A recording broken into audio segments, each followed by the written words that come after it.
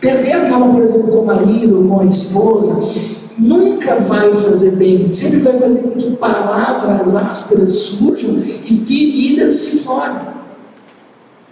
Ok, agora se a gente pensa, por exemplo, a gente também sabe que na educação de filhos é importante manter calma.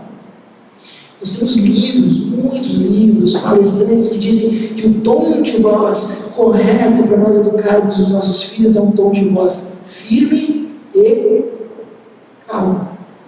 Calma. A gente sabe que é importante a gente manter a calma no trabalho. Por exemplo, perder a calma com um cliente, ou perder a calma de repente com um superior, ou mesmo com um colega, é muito ruim para a nossa carreira. E às vezes pode até fazer com que a gente seja demitido. A gente sabe que manter a calma é importante no nosso condomínio, na nossa vizinhança, no trânsito, e claro que o trânsito é bem desafiador, ou no jogo de futebol, no jogo de futebol também. É importante a gente manter a calma, a gente sabe disso. Agora, sendo muito honesto, todos nós sabemos que manter a calma é um grande desafio. A gente vive numa sociedade acelerada. Muitas vezes nós estamos estressados, nós lidamos com pessoas estressadas e impacientes. É muito difícil a gente manter a calma. Então esse é o dilema. Por mais que nós sabemos que manter a calma é o certo, também é um grande desafio. Você já sentiu isso? Se você já sentiu esse dilema, essa cena é para você, é para mim. Porque é justamente esse dilema que motivou a gente a tratar esse assunto. E a gente tem visto nesses encontros como a gente pode encontrar calma. Só para relembrar, 2 semanas atrás, quando nós começamos essa série de mensagens, nós falamos sobre como ter calma no nosso interior, quando a gente tem dificuldade de parar, quando a nossa vida está muito acelerada. Semana passada a gente falou de como ter calma numa situação muito concreta, diante de pessoas difíceis.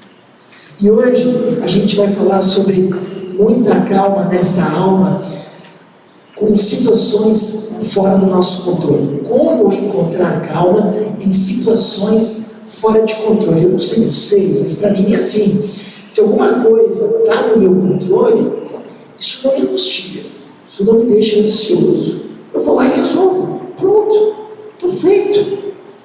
Agora são justamente aquelas situações que fogem do nosso controle, que a gente já fez tudo o que podia, mas ainda assim as coisas não se ajeitaram. Essas situações, em muitos momentos, nos deixam ansiosos e preocupados. Vocês sabem, eu lembrei de uma história, quando eu estava preparando a mensagem. Conta como uma história verdadeira, mas eu não consegui verificar os pontos bem certinho. Mas na Segunda Guerra Mundial, se fala de um orfanato para crianças. E essas crianças eram órfãs justamente por causa da guerra. Então elas tinham que lidar, além com a nova situação, né, de estar sem pai, de estarem desamparados, de se sentirem inseguros. Então elas tinham esse orfanato como um abrigo, onde elas ganhavam as 3 refeições e um lugar seguro para poder dormir. E ao final da guerra, conduzir a situação da melhor forma. Mas nesse orfanato eles tinham um grande problema. As crianças não dormiam de noite. As crianças não conseguiam dormir de noite. Elas passavam a noite inteira quase acordadas. E por mais ali que os responsáveis, os monitores dessa casa de acolhimento garantissem para elas que estava tudo bem, que estava tudo certo, ainda assim elas continuavam ansiosas e preocupadas e não conseguiam dormir. E apesar de inúmeras tentativas, de muitas estratégias, eles não conseguiram o resultado. Até que alguém teve uma ideia. Sabe o que eles fizeram? Eles deram o pão que as crianças iriam comer no café da manhã, deram para elas de noite, antes de dormir. Disseram: olha, esse é o pão que você vai comer amanhã de manhã, guarda para amanhã de manhã, mas ele está aqui, está garantido. E aí as crianças conseguiram dormir, porque sabiam que o de amanhã estava garantido. Qual foi a sacada? Os monitores perceberam que justamente ter o controle da situação acalmava o coração. E essa história justamente mostra pra gente como não ter o controle na nossa mão, por mais que a gente acredite que vai dar tudo certo, mas não ter o controle na nossa mão nos traz angústia, nos traz ansiedade. Agora, existem formas de a gente controlar essa ansiedade, da gente poder ver isso de uma outra forma e encontrar calma, mesmo nas situações que fogem do nosso controle. E é isso que nós vamos ver nessa noite. O mundo pode não mudar, mas nós podemos enxergá-lo de uma forma diferente. E para a gente entender esse novo olhar, a gente vai ver juntos hoje, não uma palestra, mas uma situação que aconteceu com o próprio Jesus. Se vocês conhecem um pouco de Bíblia, vocês percebem que Jesus ensinava muito em discursos, mas ele ensinava muito em situações práticas do dia a dia.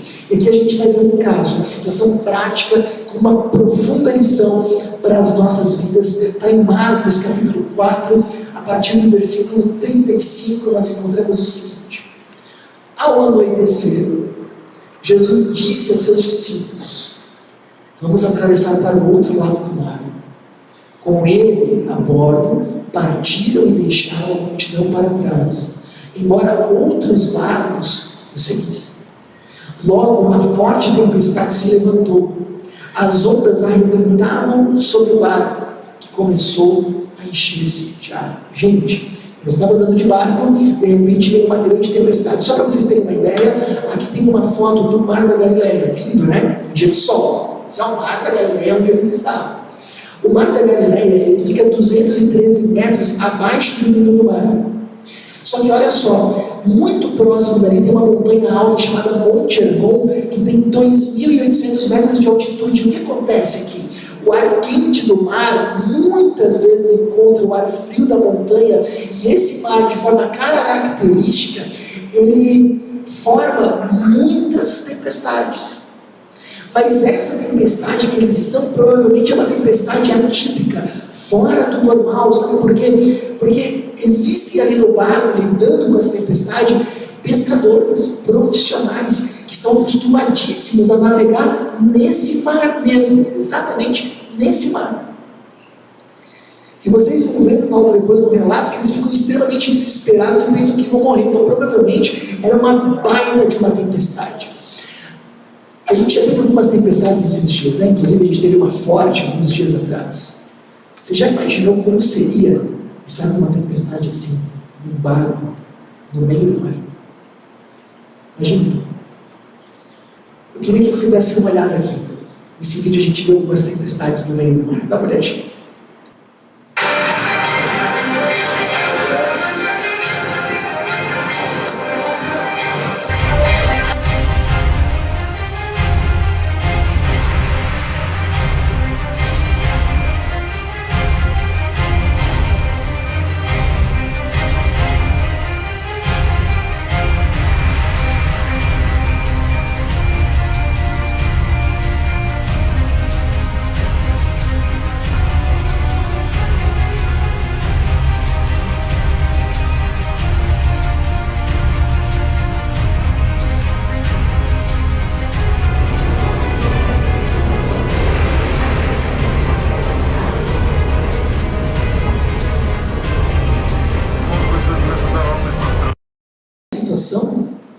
Dormia na parte de trás do barco com a cabeça numa almofada. Jesus dormia. Não tem como descansar mais. Não é que Jesus estava tranquilo, não. Ele estava tranquilo a ponto de dormir. Uau! E aí continua. Os discípulos o acordaram clamando: mestre, vamos morrer. O Senhor não se importa. Jesus despertou, repreendeu o vento e disse ao mar: silêncio, aquiete-se. De repente o vento parou e houve grande calmaria. Pessoal, Jesus dorme no meio da tempestade. Como isso é possível? É possível porque Jesus fez uma transição no coração dele, que a gente pode fazer também.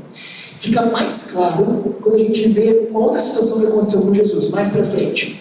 Foi a maior tempestade que ele já passou. Quando ele foi preso. Jesus estava sendo preso injustamente e ele sabia que ele ia ser condenado à morte da forma mais cruel e humilhante possível. E aí chegaram os soldados para prender ele. E aí o que acontece? Os discípulos perdem a calma. Um dos discípulos pega uma espada e corta a orelha do guarda. E cortar a orelha do guarda não é intencional, provavelmente. Ninguém pega uma espada para cortar a orelha de alguém. Provavelmente queria cortar o pescoço, mas era ruim a espada. E aí, diante de toda essa situação de perda de calma, Jesus está sendo preso, um pouco mais para frente, o que ele faz?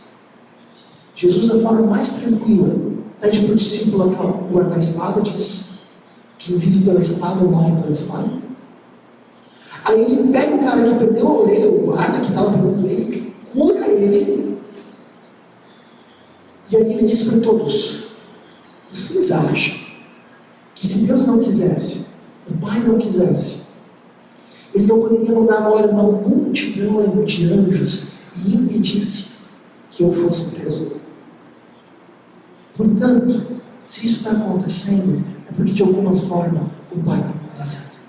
E ele vai calmo. Qual é a transição que ele fez?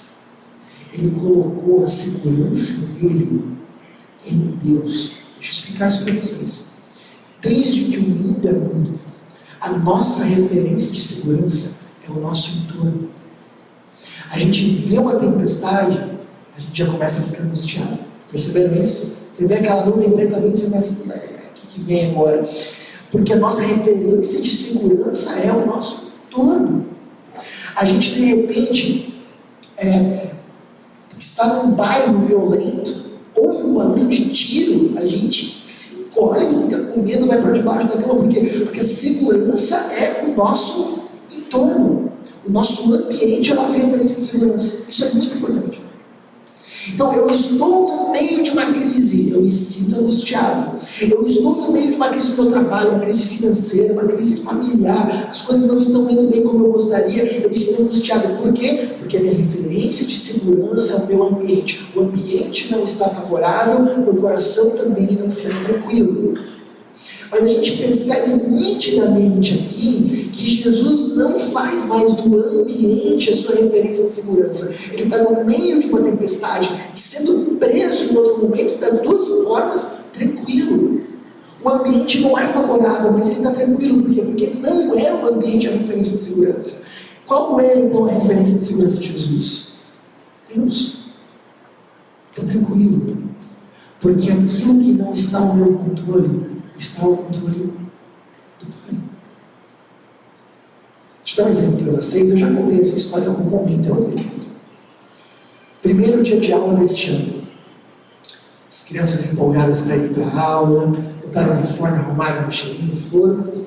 Meia tarde me ligaram da escola e disseram assim: Jorge, seu filho caiu, bateu a boca, você precisa vir buscar ele. E eu pensei: que beleza, começamos bem, primeiro dia de aula, eita, vamos lá. Peguei o carro, fui lá o mais rápido possível. E quando eu cheguei lá na escola, o Bernardo estava extremamente nervoso, chorando. Porque alguém já bateu a boca aí? Alguém? Não? Ninguém? Gente, eu tô vendo alguns signos aí, ótimo. Boca, para quem sabe, é um tecido mole. Qualquer batida incha, sangra. E quando sangra, sangra bastante, assusta. E o nosso filho, se vê uma gotinha de sangue, ele pensa que ele vai morrer. Então, naquela situação, ele estava no desespero. Eu cheguei lá, ele sangrando, com a boca toda inchada, os dentes molinhos, e ele chorando, mas chorando. Quando ele me viu, ele fez duas coisas. A primeira, ele me xingou porque eu demorei. Tudo bem. E a segunda, ele foi pro meu colo. Foi pro meu colo e encostou aqui. E aí eu conversei ali com os diretores, eu fui pro carro, pensando aonde que eu ia levar, em que dentista. E quando eu cheguei no carro, o meu filho tinha quase adormecido. Estava tão tranquilo que ele estava quase dormindo. Por quê? A situação mudou? Não. Mas a referência de segurança de uma criança normalmente não é o ambiente. É o pai e a mãe. E a referência de segurança dele estava ali. E o que Jesus aqui tem é justamente isso. A referência de segurança dele não é o ambiente. É o pai que está no céu. Por isso, provavelmente, que Jesus fala para a gente ter a fé como uma criança. Então, o que Jesus está cultivando em nós é isso. Fora pode estar uma tempestade, mas você conhece um Deus que controla tempestades. Fora pode dar uma crise e muitas coisas não estão no teu controle, mas existe um Deus que não perde o teu controle, e esse Deus está ao teu alcance. Agora, é claro, por que uma criança descansa no colo do pai? Porque ela confia no pai. E por que ela confia no pai? Porque ela já conviveu um tempo suficiente para saber que ela pode confiar. E a ideia para nós também funciona. Eu acredito em Deus, mas eu não consigo no momento da turbulência realmente descansar. Talvez o que falta é confiança, e o que falta para a confiança é convívio e proximidade. Então a ideia da espiritualidade é isso, é que a gente consiga construir um relacionamento tão próximo e significativo com Deus através de Jesus, que a gente literalmente consiga descansar no seu colo. Provavelmente Jesus dormiu no barco, porque ele se viu no colo de Deus. E ele sabia que nada sairia do controle deste Pai. Então, é muito bom saber que a gente pode contar com esse Deus, e que diante das tempestades a gente pode clamar para Ele como os discípulos fizeram. Mestre, acorda, nos ajuda, porque a gente vai morrer. Eu não sei se você reparou, mas tem algo que é muito bonito aqui. Vocês viram que uma tempestade não acorda Jesus, mas o grito de um discípulo sim. Isso é muito interessante. Toda aquela tempestade, Jesus dormindo, mas um discípulo chama e ele acorda. Bom, pessoal, dito isso, a primeira transição para a gente encontrar paz nos momentos em que as coisas fogem do nosso controle, não tem outro caminho. A gente precisa fazer a transição de nós não colocarmos a nossa segurança no nosso ambiente, mas colocar a nossa segurança no agir de Deus. E essa transição a gente faz através da caminhada de fé. Agora, tem mais um ponto. O texto não terminou. O que acontece depois que Jesus acalma a tempestade? Então Jesus lhes perguntou: por que estão com medo? Ainda não têm fé? Apavorados, os discípulos diziam uns aos outros: quem é este homem? Até o vento e o mar lhe obedecem. Eu queria que vocês prestassem atenção nisso. A nossa primeira impressão, que a lição do texto é a seguinte: quando a gente tiver problemas, nós oramos, pedimos a Deus que acalme essas tempestades, certo? Aí a gente se desespera, no meio daquele negócio, mas aí lá no meio do nosso desespero a gente lembra: não, mas existe um Deus que controla as coisas. Aí a gente senta ou ajoelha e a gente faz uma oração, e aí a gente consegue se aquietar. Gente, tá certo? Meio certo. Meio certo. Por quê? Porque o que Jesus fala aqui, ele não elogia os discípulos e disseram: foi bom, hein? Vocês estavam com medo, mas vocês me acordaram e eu resolvi o problema, então está tudo certo. Quando Jesus resolve a situação, ele dá uma bronca neles. E ele diz para eles, literalmente: se vocês tivessem uma fé profunda e madura, vocês nem sequer teriam ficado com medo. O professor Jonas Madureira, ele fala algo bem interessante. O que o texto destaca? Os discípulos têm fé suficiente para pedir socorro, mas não têm fé suficiente para, como Jesus, dormir na hora da tempestade. O que isso nos ensina? Significa que nós podemos viver de três formas. A gente pode fazendo o entorno a nossa referência de segurança. Mas o nosso coração vai estar sempre uma montanha-russa, porque as situações que a gente vive, uma hora dão certo, outra hora dão errado, vem crise, sai crise. Aliás, desde que eu me conheço por gente, eu ouço boatos que nós estamos vivendo um ano de crise. Eu não sei quando essa crise finalmente vai passar, porque sempre é crise. Então a gente sempre vai estar com o coração na mão. E esquece de ter calma em situações difíceis, não vai ter como.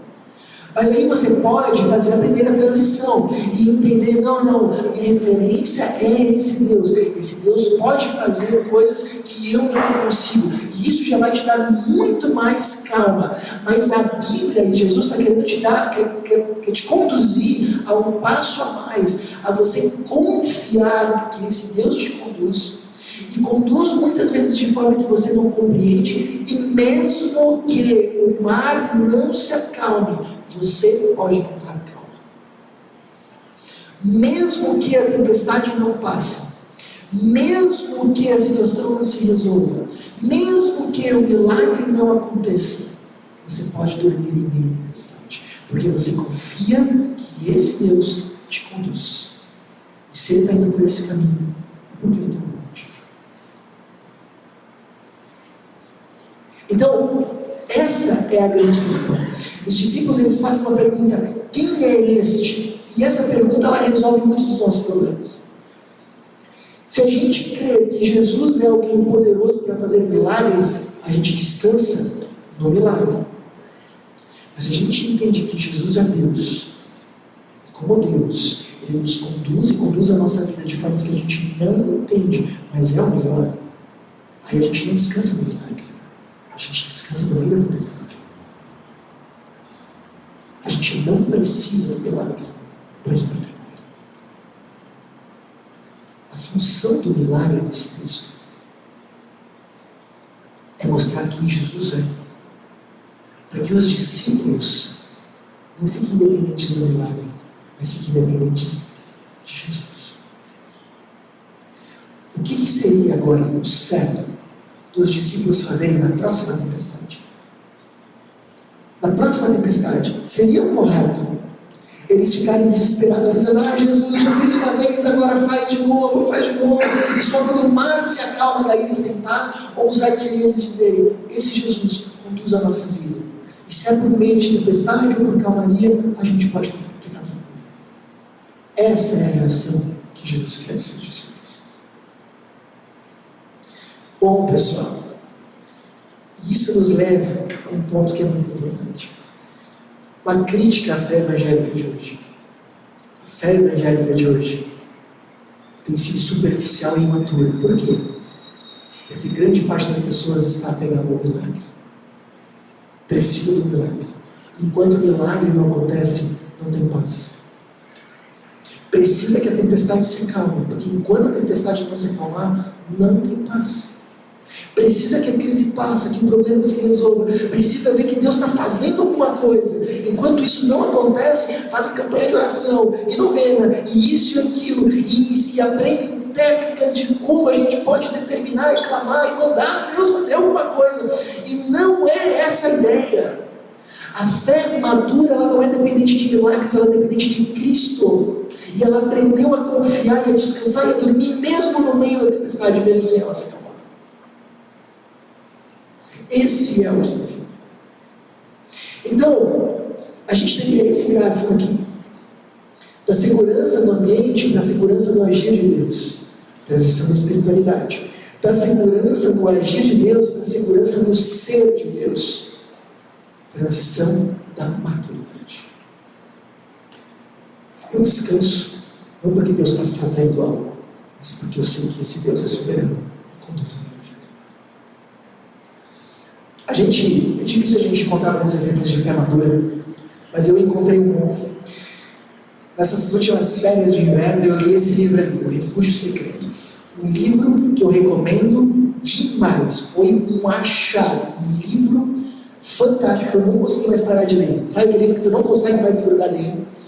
Ele conta a história de uma família, a família Tenboom, uma família holandesa que durante a Segunda Guerra eles abrigaram judeus na sua casa para salvar a vida desses judeus durante a Segunda Guerra. E eles tinham um quarto secreto, dá para ver aqui, essa é a Corrie ten Boom, que escreve o livro, já idosa, né? Ela mostrando onde é que era o quarto. Não tinha esse buraco aqui. Esse buraco eles abriram só para as pessoas poderem ver. E os judeus, eles entravam por aquele armáriozinho ali, secreto, e se escondiam ali dentro. E isso salvou a vida de dezenas, centenas de judeus. Mas a família foi descoberta. E a Corrie e mais a sua família foram para um campo de concentração nazista. E aí eles estavam, vocês sabem, campo de concentração, já viram um filme sobre isso, aquelas situações mais terríveis possíveis, com fome, com frio, amontoados em camas. As camas eram cheias de pulgas, elas falam que elas eram picadas por pulgas a noite inteira e não conseguiam dormir. Assim, aquelas situações das piores, das mais humilhantes, possíveis, vocês sabem. E aí ela e a irmã dela, que estavam presas no campo de concentração, eram cristãs, elas falavam: nós temos que agradecer. Deus fala para nós sermos gratos e agradecermos em todas as situações. E aí as duas começam a orar e agradecer pelas coisas, tentando achar motivos de gratidão. E elas começam, né? A Deus, obrigado pela comida. A comida era ruim, era pouca, mas era melhor do que não ter. Né? Dá para entender. Obrigado pela comida, obrigado pela comida. Obrigado pelo alojamento. Era ruim, mas era melhor do que não ter, né? Obrigado pelo alojamento. Obrigado também pelas nossas colegas de quarto. Obrigado pelas nossas colegas de quarto. E elas vão agradecendo. Até que a irmã da quarto dizia: obrigado, Senhor, pelas pulgas. E a outra dizia: não, pelas pulgas não. Pela comida, alojamento, tudo bem. Pelas pulgas não. Mas tem que agradecer por tudo. Tudo, mas as pulgas não. Mas Deus deve ter um motivo até pelas pulgas, não sei, mas...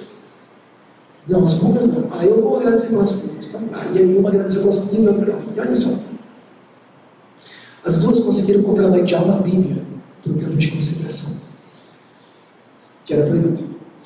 E elas liam a Bíblia no alojamento, com as outras presas, com as outras internas, com as outras colegas. Elas iam compartilhando, liam a Bíblia juntas, e aí oravam juntas. E elas se perguntavam assim: a gente está fazendo uma coisa proibida aqui no nosso quarto, lendo a Bíblia para as pessoas, e todo mundo participava, fazia aquela rodinha, tipo estudo bíblico que a gente faz, no campo de concentração. E elas falaram: como é que nunca nenhum guarda apareceu? E um dia elas estavam ouvindo uma conversa de dois guardas, os dois guardas dizendo: vai lá no alojamento, e o que elas estão fazendo? Não vou não, porque lá tem muita pouca. Ah, é verdade, então eu também não vou, deixa elas lá. E elas viram que elas tinham paz para ler a Bíblia e orar por causa das ditas poucas. Essa é a fé madura. A fé que não precisa entender, mas descansa em Deus. Não precisa que as pulgas morram de forma milagrosa. Não precisa que as tempestades passem. Mas em meio às tempestades e crises, conseguem descansar. Porque sabem que existe um Deus soberano, conduzindo a nossa vida por caminhos que muitas vezes a gente não entende, mas Ele está conduzindo. Tem uma coisa que a gente pode fazer, que é fundamental para que a gente faça essas duas transições. Vocês sabem que não é a primeira tempestade que é milagrosamente acalmada da Bíblia, essa? Não é. Uma outra tempestade foi acalmada de forma milagrosa na Bíblia séculos antes de Jesus. É a história de um homem, um profeta chamado Jonas, que desobedece a Deus, vai para o lado onde Deus não queria, e aí Deus manda uma tempestade. Tem muita semelhança, porque a tempestade também assusta inclusive os próprios marinheiros, era forte demais. E quando a tempestade estava acontecendo, Jonas, assim como Jesus, também estava dormindo. E assim como Jesus, Jonas também é acordado para resolver a situação. E as duas tempestades, elas se resolvem de forma milagrosa. Mas tem uma diferença se você compara Jonas com a tempestade de Jesus. Jonas disse para os marinheiros: se eu perecer, vocês vão sobreviver. Se eu morrer, vocês viverão. Então ele literalmente está dizendo: eu preciso ser jogado ao mar para que eu me afogue, para que vocês não se afoguem. E de fato ele é jogado no mar para morrer, embora acabando morrendo, mas é jogado para morrer. E quando isso acontece, a tempestade se acalma. E por que isso é importante? Porque Jesus, séculos depois, vai dizer: e aqui está, se referindo a Ele mesmo, e aqui está quem é maior do que Jonas. O que Jesus está querendo dizer aqui? Ele, Jesus, era aquele que seria jogado no na maior tempestade da história, para que a gente pudesse ter paz, para que a gente pudesse ter calma. O que ele está querendo dizer é que ele, Jesus, ia enfrentar o pior castigo para que a gente pudesse estar com Deus. Ele, Jesus, seria abandonado por Deus para que a gente pudesse perceber a Deus próximo. Esse castigo que nos traz, o castigo dele é aquele justamente que nos traz paz. Jesus é aquele que enfrenta a maior tempestade para que nós, nas maiores tempestades, encontremos paz. E isso é fundamental. Entender e conhecer o amor de Jesus revelado nos Evangelhos. Mostrar o quanto, entender o quanto ele está comprometido e o quanto ele está conosco. É o que pode fazer com que a gente descanse, lembrando que a nossa história está nas mãos dele. Esse Jesus que morreu no meu lugar, ele conduz a minha história. Não tenho razão para ficar agitado. Diante disso, eu queria que você avaliasse. Você tem se sentido desesperado diante dos problemas? Alguém de vocês tem se sentido desesperado diante dos problemas? E aí vem a pergunta: existe motivo para isso? Existe motivo para isso? Segunda pergunta: você tem se sentido angustiado quando não percebe Deus agindo? Quando não tem milagre? Tem motivo para isso? E se o milagre não vier, você não pode descansar no meio da tempestade, sabendo que esse Deus está conduzindo a sua vida. Eu queria convidar vocês a tomarem algumas decisões, gente, porque vir aqui e ouvir a mensagem não vai mudar nada, mas tome algumas decisões do seu coração, e aí sim algumas coisas podem ser diferentes. Decida ter em Deus a sua referência de segurança. O entorno pode estar difícil, mas Deus está junto. Decida ser como uma criança que se aninha no colo do pai e diz: agora está bem, minha vida está sendo conduzida. O entorno está difícil, tempestades grandes, mas eu conheço, sirvo e amo aquele que é maior que as tempestades. Decida cultivar um relacionamento cada vez mais próximo e significativo com Deus. Decida conhecer esse Jesus e o amor dele. Lembra do maior milagre da história conquistado na cruz. Cultive esse relacionamento, ore todos os dias, leia a Bíblia todos os dias, seja presente na comunidade semanalmente, adorando esse Deus. Quando você estiver adorando esse Deus aqui junto, o seu coração vai estar sendo lembrado quem esse Deus é. Decida conduzir outras pessoas a Ele. Quantas pessoas estão no meio da tempestade? Ansiosas, preocupadas, desesperadas. E a gente está na solução. Conduz outras pessoas a esse Jesus que pode acalmar as tempestades. Eu tenho 2 recados rápidos para você que tem acompanhado as nossas mensagens. Primeiro, eu queria muito te encorajar, se for possível, a você participar dos nossos encontros presenciais. É uma forma de nós podermos nos conhecer e de você poder aprender ainda mais com a gente. Segundo recado, se você deseja contribuir financeiramente com a nossa comunidade, todos os nossos dados bancários estão aparecendo agora na sua tela. Essa é uma forma importante de você nos ajudar a espalhar ainda mais a mensagem de Jesus para fazer diferença no coração de ainda mais pessoas. Pense nisso. Até a próxima!